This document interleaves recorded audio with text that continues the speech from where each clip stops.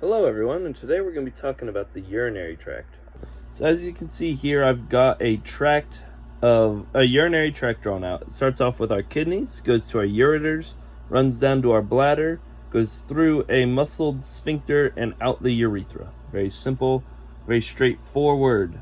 Now, what do the kidneys do? They remove substances from blood, and we'll get into that down here. The ureters, they just help move the blood all the way down to the bladder. The bladder is where the urine is stored.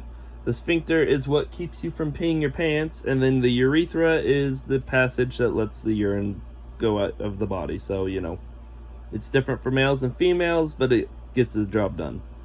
Now, if we do a deep dive on these kidneys, what we find is on the inside we have a whole bunch of structures. We have the minor calyx, which is these little tubules that run over to the renal pyramids. We have the major calyx, which is just the larger portion of it, and then we have the ureter, which is our collection tube for the urine to put out.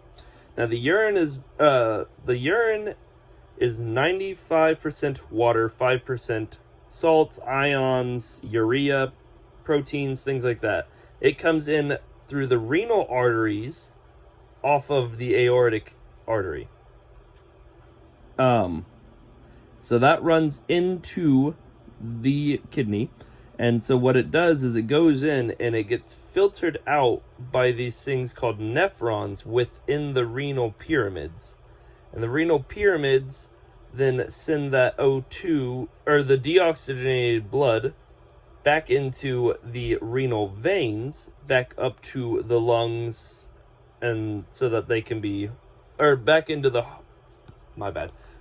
a main vein so it can be run back up to the heart. Now, all of those salts and ions and everything are then dumped out into the calyx here, through the minor to the major, and then into the ureter. And then the ureter then dumps it all the way down here, back into the bladder, and then it releases it out of the body. These three renal pyramids right here are called the renal medulla. There are these little lines, they're capillary lines that go outside to the edge of the renal capsule, which is just the outer layer of cells on the kidneys, and they are called the renal cortex. And that's all we have for the kidneys. I gotta fix one thing. The ureters do not move blood to your bladder. If you've got ureters that are moving blood to your bladder, you need to go see a doctor. That's a urinary tract infection.